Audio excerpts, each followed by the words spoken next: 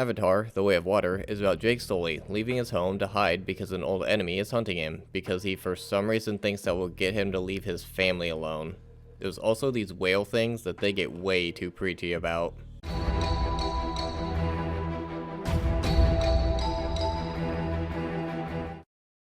It starts off with an aerial view shot and Jake talking about how dangerous Pandora is, and oh look, Neytiri's pregnant, and gives birth to Jake's child Nateum, although I don't know how he could have impregnated her since Jake is a synthetic body that was made in a lab and he had his consciousness transferred into it.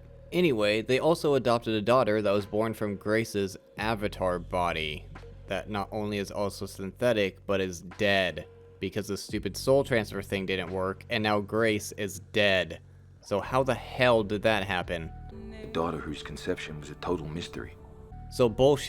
Got it. Also, apparently the MPA considers boobs to be PG-13 as long as they're alien boobs. But I still can't show it because YouTube would freak out. And I guess they have 4 kids now, because why not? Turns out when the humans got kicked off the planet, some of them did stay behind, but I don't know how they kept everything running for about 15 years without funding or research, since Parker probably isn't sending funds to keep things running, and I'm pretty sure the Na'vi aren't any help. I know it was 15 years because this kid named Spider was left behind as a baby because babies can't go into cryo capsules and was raised there. So he stayed in the lab his whole life, or do they have respirators for babies? Why do they have respirators for babies? Why are people having kids there? What is happening? Anyway, he hangs out with Jake's kids and Neytiri doesn't like that. Then why did they let some people stay behind if she had such a problem with it? We are 5 minutes into this movie, and they have already introduced several plot devices that destroy the narrative coherence, and you know they aren't going to answer the questions that they raise. Why do they have a camera if they don't like I don't care. This dragon looks like Jake's original one, so what happened to the bigger one that is now bound to him? Oh no, the humans are coming back, and just to show that they're still evil, I guess, the ship destroys a huge amount of forest, this rhino thing, and these 3D tech hyena things. I don't remember their ships doing this much damage in the first movie, but okay. Then it skips to 1 year later, with a view of someone waking up, and it turns out it's Quaritch in an avatar body with all the other main bad guys. Because before the final battle from the first movie, they backed up... God damn it. They backed up his memories and personality and sent it back to Earth to be downloaded into an avatar body that Parker's company was growing, so that if the real Quaritch died, his avatar clone could come back to Pandora and work recon to get close to and get revenge on Jake. Are you kidding me? When was this established that this was possible? This is far beyond the stupid soul transfer thing the Na'vi do, because this is using technology to back up and transfer a person into a new body. Which is exactly what Grace was saying the Na'vi do with the Tree of Life when Parker laughed at her and called her high. It's a global network and the Na'vi can access it. They can upload and download data, memories. What the hell have you people been smoking out there? So, see this? This is all your memories and your personality. Right. We're going to send this back to Earth where you're growing in a lab as we speak. We're going to imprint you with it. And if he knew he could do this, why did he react this way? And why the hell didn't Grace use their memory transfer as a comparison? Because there's no way she didn't know about this. And if they could do this, why the hell didn't they do it earlier so they could have Na'vi soldiers on their side? They're 2 separate people, so they could have had the human soldiers stay behind and command the fleet while the Na'vi counterparts went into battle. And if they died, f it, just make more, because apparently you can just make these things now.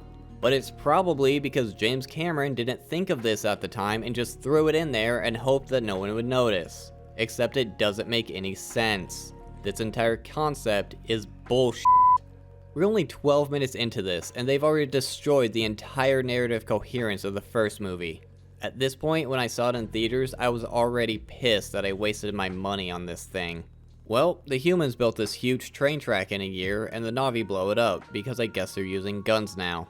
We're taking mags, the RPGs, the Stingers. Wait, I thought Norm's avatar got killed. Did they make him a new one? What the hell? Anyway, Jake's stupid kids go down there and start playing with the guns, which almost gets them killed. So they go back to High Camp Stronghold. How did they build this facility? I don't freaking care. Jake is yelling at his kids, which is kind of the theme of this movie. Then Spider and these two go into the Avatar's facility, but how are the Navis breathing in here? You know what really sucks though? Is you can breathe Earth air for hours, and I can only breathe your air for like 10 seconds. When was that established, and why can they breathe Earth air for hours? That doesn't make any sense. Why don't they just give Spider a Navi body? I mean, everybody else gets one, unless they're saving that for the sequels. Hi, Mom. Why do they still have Grace's avatar? God damn it. They're gonna bring back Grace at some point, aren't they? And they talk about how weird it is that no one knows who Kiri's father is. So Grace was connected with Awa, the Navi god, when she died, and her dead avatar mysteriously got pregnant and Kiri was born. Yeah, Awa is her father and Kiri is Navi Jesus. I'm just gonna refer to her as Navi Jesus from now on, because there's no way Awa is not her father. This series is stupid. And Spider doesn't like who his father is. Are you ready for some bullshit? Just wait, it's coming. But first, why do they have all these people and equipment if Korja's main objective is to kill Jake? As on-world commander, I have been charged with a greater mission. Our task here is to tame this frontier. Nothing less than to make Pandora the new home for humanity. First off, did she seriously walk them into this building, go get a cup of coffee, walk up to this platform, and watch the construction for a bit just to finish explaining this? Second, why the hell would they want to colonize Pandora? Humans can't breathe the air, so everyone would either have to stay inside with a false atmosphere or wear masks their entire lives. The Navi are not going to go for this, so they will either have to stay inside a small enough area where they somehow would leave them alone or commit genocide. And everything on this planet wants to kill everyone who is not from it. So since humans don't have the neurological ponytail things, they will either have to stay away from them for forever or kill most, if not all, the living creatures on this planet. Did they seriously not find another planet in the vast endlessness of space that would better suit humanity for a new home?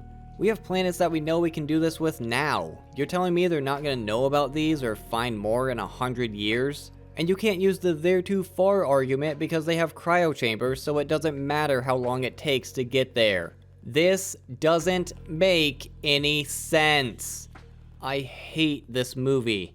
Then Colonel I don't know who briefs Quaritch on Jake's raids on their facility, and where Jake's base is and how the dragon things attack anything that they don't perceive as indigenous. So Ava Quaritch and his team are gonna try. So they're supposed to blend in. This somehow works, even though they have humans with them. Also, they're supposed to be blending in. Why the hell are they dressed as Marines? No one knows who they are or that they're here. Why are they giving themselves away like this? I would ask if it would make more sense for them to dress as a Navi, you know, to blend in, but nothing else makes sense in this movie, so why would this? Meanwhile, Jake's stupid kids and Spider go where they're not supposed to, and they explore while Navi Jesus plays with the wildlife. Oh look, the stupid jellyfish sees her back. She must be super special. Kitty. Kitty. I was doing that thing again, wasn't I? Sleeping? It looked like she was sleeping. Oh no, the Avatar squad is there and Ava Quaritch finds his dead body, and the kids find them. Loek tells Jake, with these communicators I guess they have. Screw it, yeah. And since these dumbasses suck at being quiet, they get captured. And since Ava Quaritch has human Quaritch's memories, he recognizes Spider as his son. Yep, Spider is Quaritch's son. Which how and why? Since Avatar Quaritch recognized Spider, or Miles as his real name, this means that human Quaritch was aware of his existence during the first movie, but he never so much as breathes a word about him. One of the main complaints I had about this character in the first movie was that he had no motivation for being an asshole. He was just an asshole who liked to kill things. I even mentioned one idea that could have given him motivation to hate the Navi so much was that he could have had a brother or son who was killed by them. Because you know what would have been a good motivation for him? His son! And here he is reunited with his father. The unfortunate thing is that Stephen Lang does such a good job with the facial expressions and motion capture of a father reuniting with the son he thought he would never see again. He drops the tough soldier act, softens his face, and even kneels down to his level. I'm not mad that they put this child in here or even that they made him Quaritch's son. I'm mad because they established that Quaritch was aware he had a son and cared about him, but never introduced him until the second movie. It shows they just retconned him in here just to give Quaritch some kind of reason to not kill Jake's stupid kids.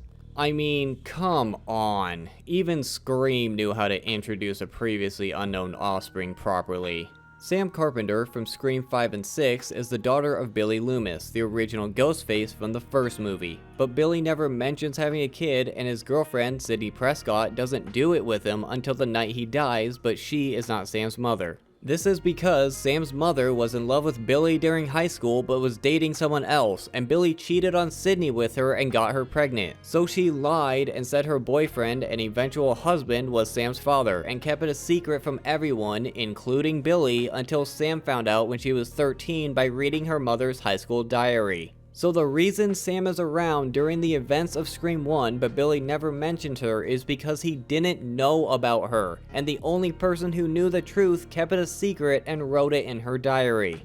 It's not a perfect explanation, in fact I find it kinda dumb, but it's still better than this. Billy's not a loving father who never mentions his kid for some reason. He's not trying to go to any lengths to give his daughter a better family life than he had, and he's not dressing up as Ghostface and killing people for the betterment of his kid. He's doing it for his own selfish reasons because he doesn't know his daughter exists. And the reason Billy knows about Sam in Scream 5 and 6 is because he's a figment of her imagination and not really there because he's dead. You know, it's really sad I'm using Scream to explain to James Cameron how to properly implement a previously unmentioned offspring into a series. What the fuck?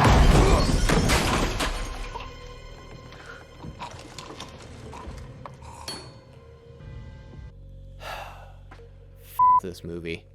Avaquarch's team takes the stupid kids prisoner, and Jake and Natiri come to save them. So, the kids run off in confusion, but Natayam decides to join the fight and it almost gets him killed. Again.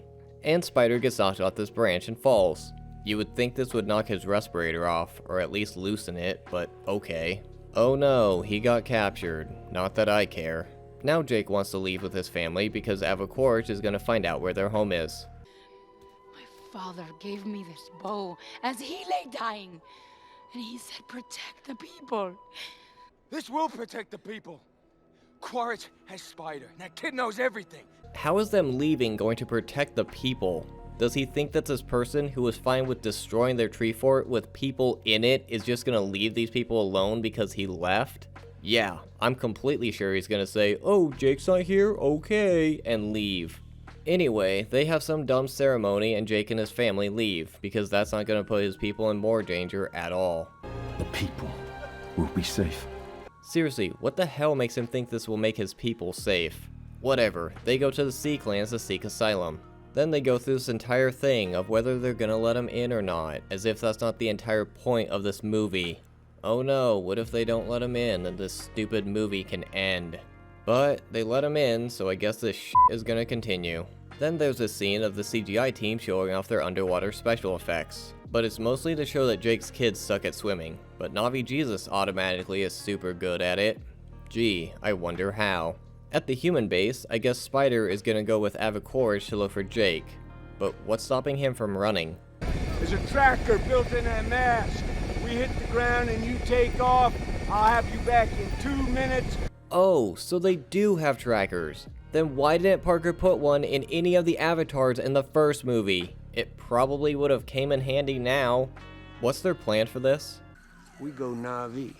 That means we eat Navi, we ride Navi, think Navi, eat Upultek Navi.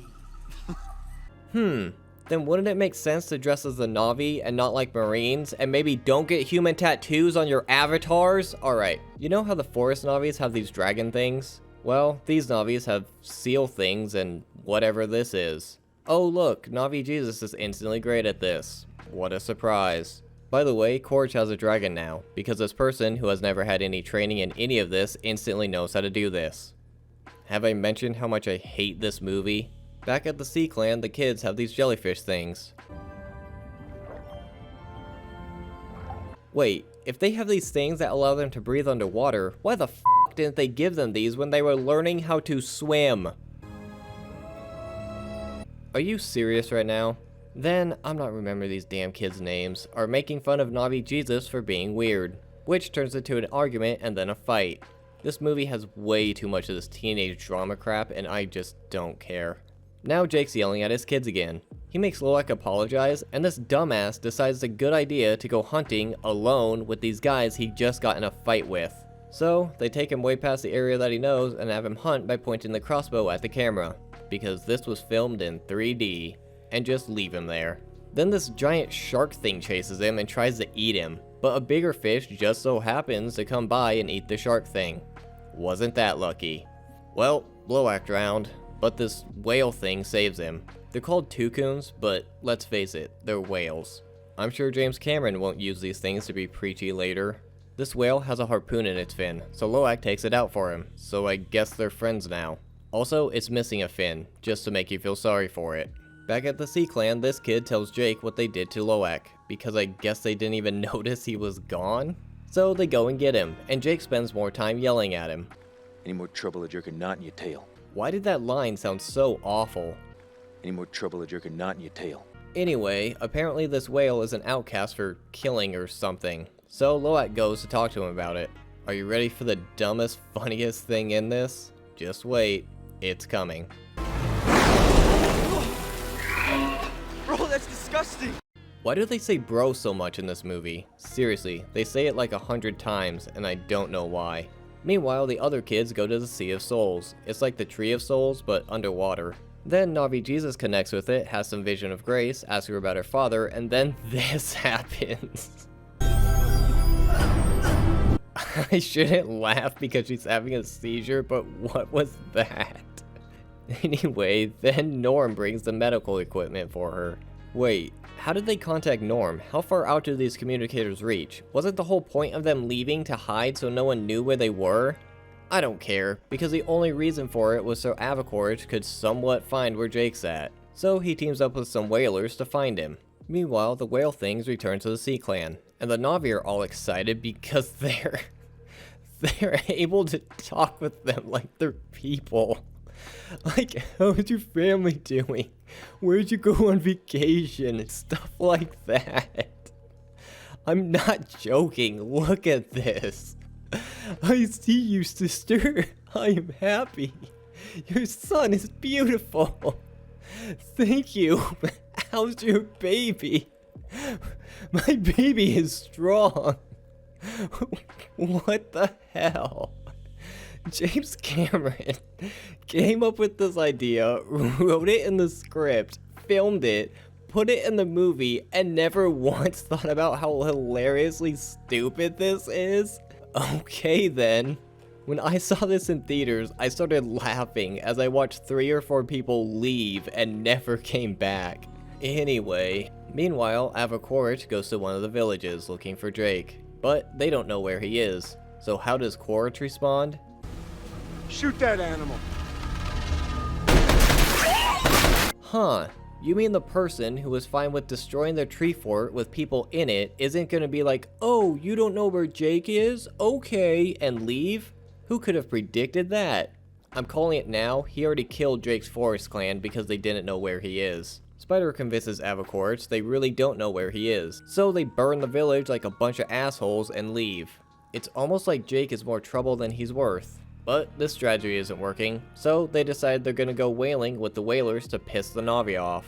But first, back at the Sea Clan, Loak swims into his whale friend's, who's supposed to be a murderer, mouth, so it can show him why it's an outcast. It turns out it didn't actually kill anyone, but it tried to lead a group of whales and Navi against the whalers and got them killed. So he tried to defend them against people who were going to kill them anyway. Why is he an outcast for this? They came to believe that killing, no matter how justified, all killing was forbidden. This is the Tukun way. So they're not supposed to kill anyone for any reason. I'll be sure to keep that in mind for later. And everyone is mad at Loak for bonding with it.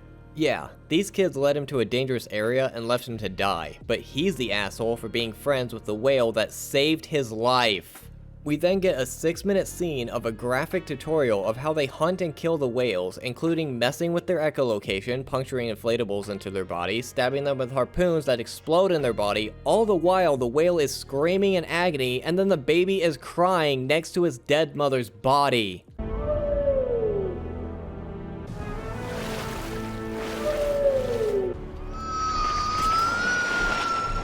Jesus Christ, we get it. Whaling is bad. Most of the world knows whaling is bad. In fact, whaling is banned in every country in the world due to the 1986 ban by the International Whaling Commission except for Japan, Norway, and Iceland. According to the International Fund of Animal Welfare, Japan does it under the guise of scientific research, but it's suspected to be a cover for commercial whaling. Norway followed the ban, but objected to it in 1993 and continues whaling. Iceland withdrew from the IWC in 1992 but rejoined with an objection clause and then resumed whaling in 2006. And according to the Humane Society of the United States, they intend to end commercial whaling by 2024.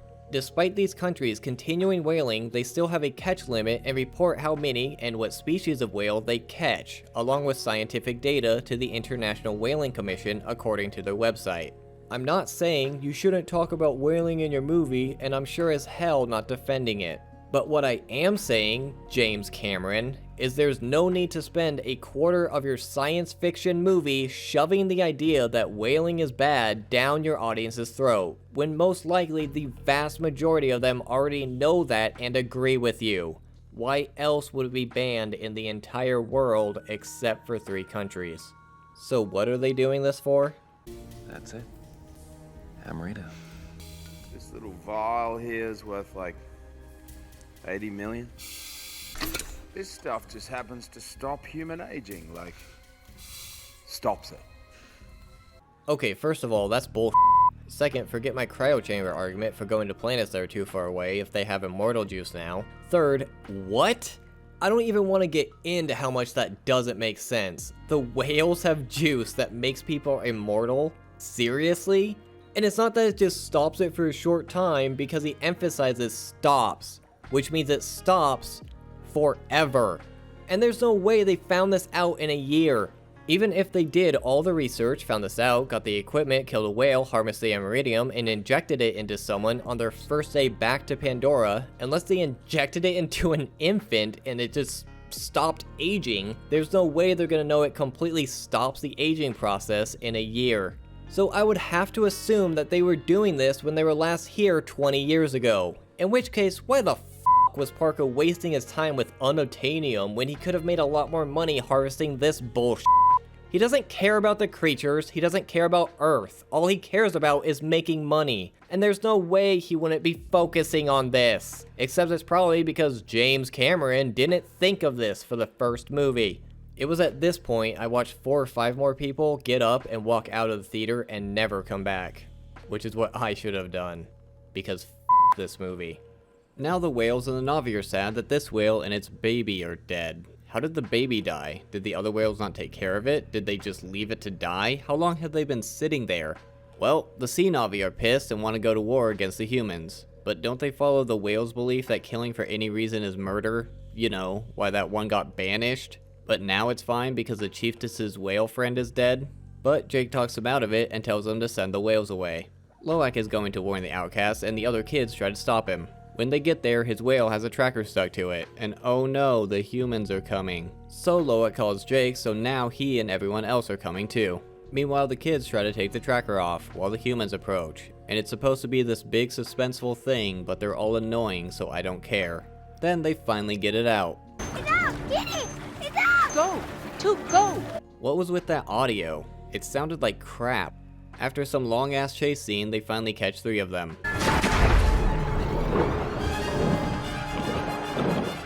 Wait, the dragon thinks and swim down. Ah, f it. Jake's gang gets there and sees Ava Quaritch has his stupid kids, and Quaritch says he's gonna kill the kids unless Jake comes alone. You brought this upon us! Yeah, no shit. Maybe you shouldn't have taken him in. So Outcast sees this, has a freak out, and jumps onto the boat and just starts smashing people. I mean, he's already an outcast, so he might as well. Now the Na'vi are attacking. You know, these people who agreed to banish this whale for trying to kill people sure seem fine with killing people. And isn't Quaritch's whole thing that he wanted Jake to pay and to kill him and his entire family? Why did he just leave the kids there and not shoot them when the Na'vi attacked and no one was paying attention to him? That would have at least fallen in line with the character James Cameron has built for him, and not whatever he's doing now. Then there's this huge battle that basically looks the same from the first movie. Oh yeah, these three are still around. So Na'vi Jesus connects to a plant and starts controlling them to attack the submarines. I hate this movie. And then she just murders someone. Back on the main ship, there's a fire. So Spider turns on the blades to spread it. You are on the ship, dumbass. You know what? I hope he dies. Oh yeah, Jake's kids are there too. Meanwhile, Outcast outsmarts the whalers, wraps a cable around the ship, and holy sh**! Add that to the list of things the MPA considers PG-13. Someone getting their arm ripped off. Are you kidding me? What the hell? Anyway, I forgot this kid's name goes to rescue the other kids, but Loak wants to go save Spider, although I don't know why, so they go to do that.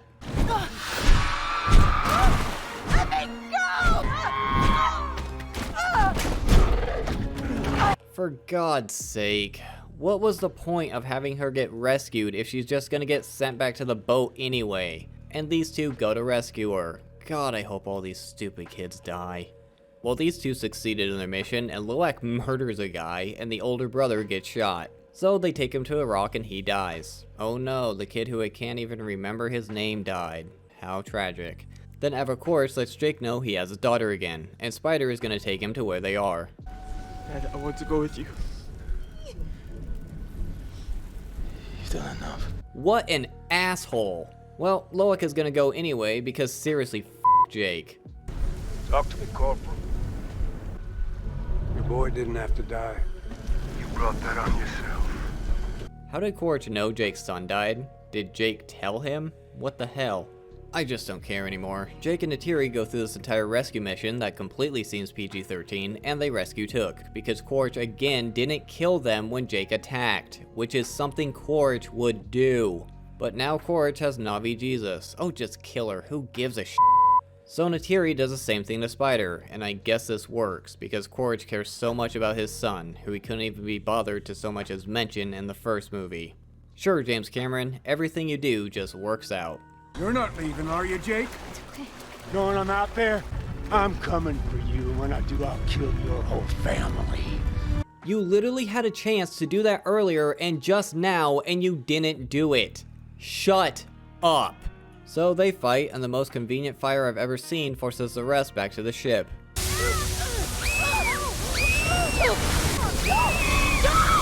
Are you kidding me? Now we get this scene of Neytiri and Took trying to get out as the ship sinks because this turned into Titanic for some reason. If only it would turn into Ocean Gate.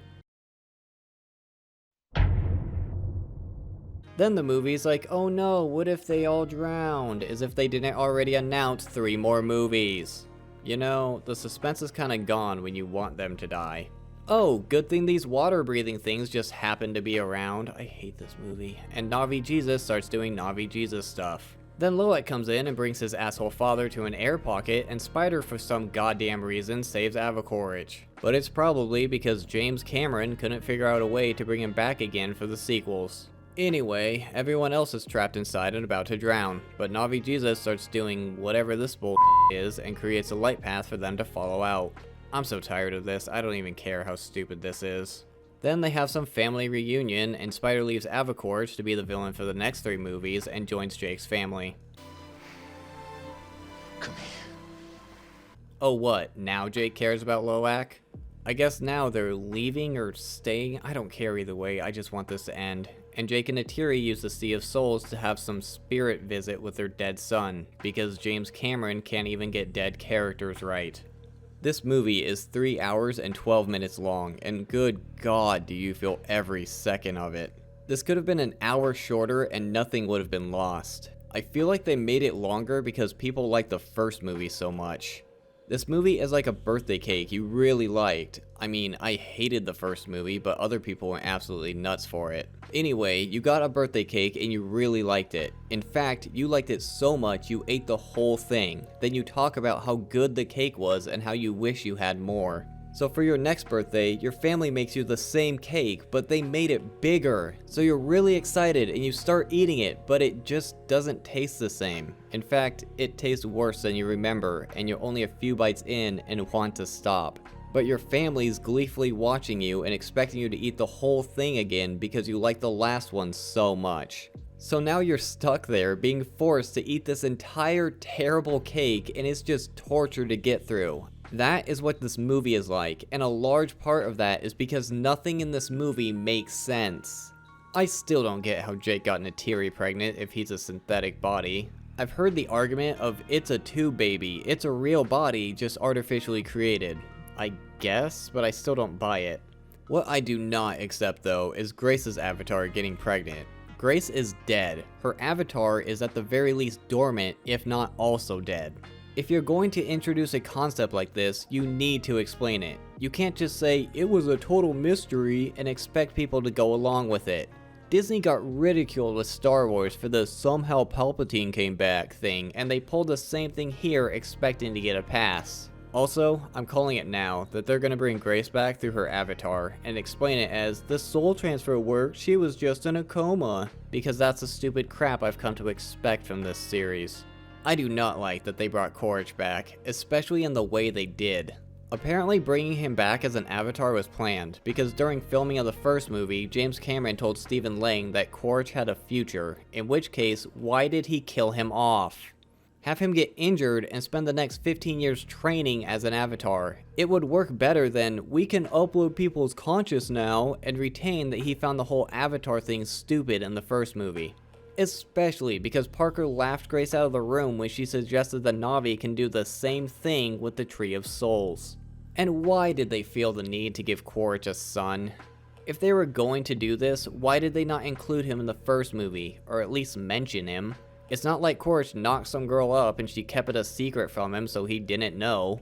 They show Avatar Quaritch remembers him and at least kind of cares about him. This is just retconning a character in just for the sake of doing it, and it's lazy writing. Jake takes his family away from their home as if that's going to stop Quaritch, but I'm pretty sure he would just kill everyone there if they said they didn't know where he is. But Norm comes later on, so I guess he doesn't go there? I don't know.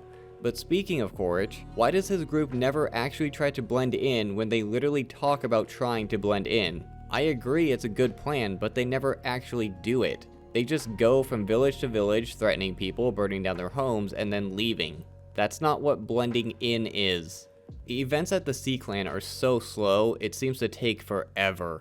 Nothing important happens. It's just a bunch of teenage drama crap and Jake's family learning the ways of the sea people. And they try to make Kiri a mystery as if it's not blatantly obvious she's Na'vi Jesus. I genuinely found the talking to whales thing hilarious because of how stupid it is. I can't believe James Cameron put this in the movie and thought it was a good idea.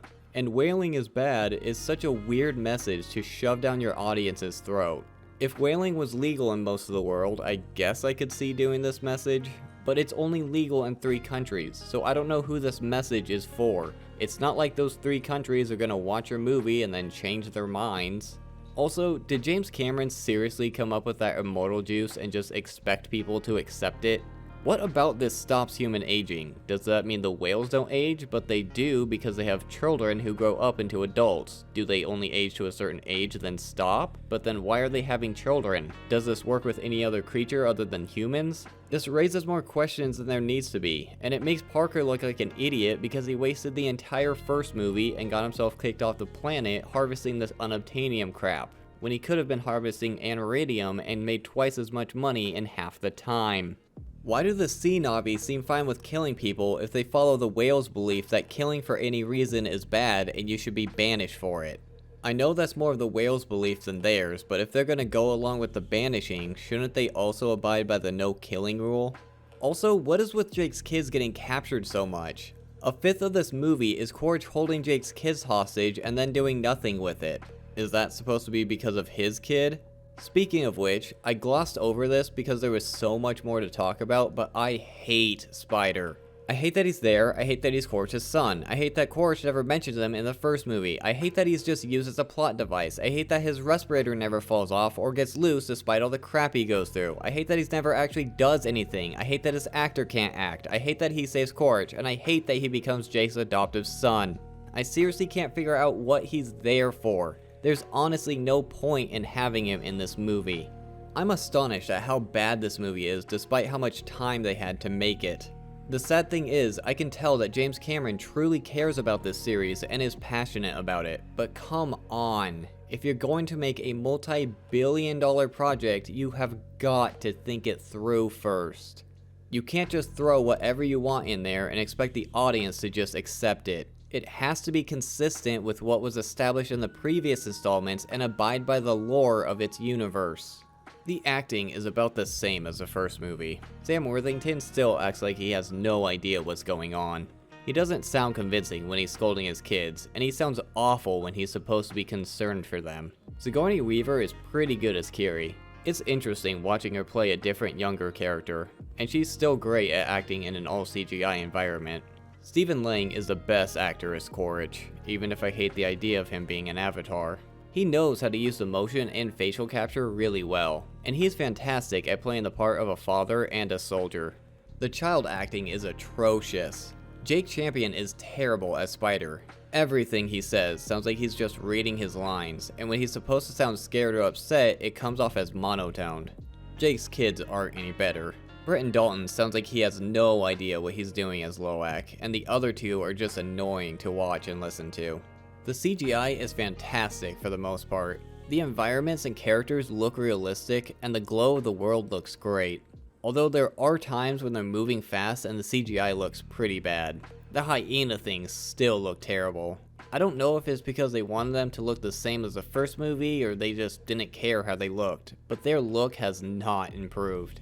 The CGI of the Water Clan area is fantastic. I like how the water Na'vi have fish-like features, like their thicker limbs and tail and webbed fingers. The underwater environments look great with its bright colors and how things really look like they're floating. The Tucuns look great and are possibly the most realistic looking creatures in this.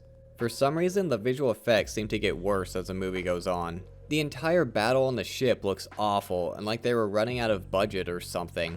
An Outcast looks fake when he's on the ship. There are times when he looks like he came from a PlayStation 3 game.